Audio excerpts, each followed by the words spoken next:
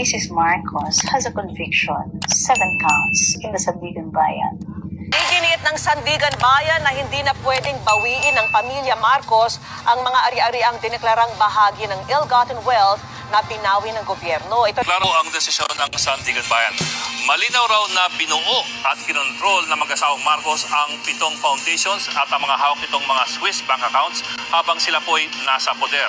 Sabi pa ng korte, malinaw na pilit itong tinago ng mga Marcos sa pagitan ng paggamit ng mga alias. William Saunders para kay Pangulong Marcos at Jane Ryan para kay Imelda Marcos.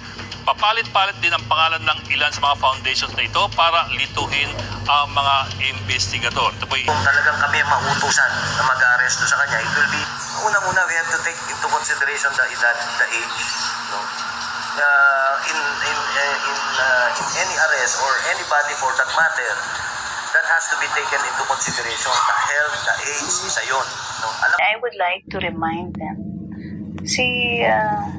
Mrs. Marcos has a conviction, 7 counts in the Sandigan Bayan na hindi pa naaayos. I don't know, ang court ba ang mahina na hindi nila pinapakulong? Ang PNP ba? I think the judiciary and the PNP must talk about this. Kasi if old age is the issue, then dapat lahat ng matatanda sa kulungan, pakawalan nila. So, yan, hanging issue yan. Kahit ma-resolve natin yung tungkol dito sa kay Martin Romualdez. Kasi ang question ngayon is, will President Marcos protect Martin? Or he is so sincere when he was telling the ICI to proceed even against Martin? Yun ang mga questions ngayon.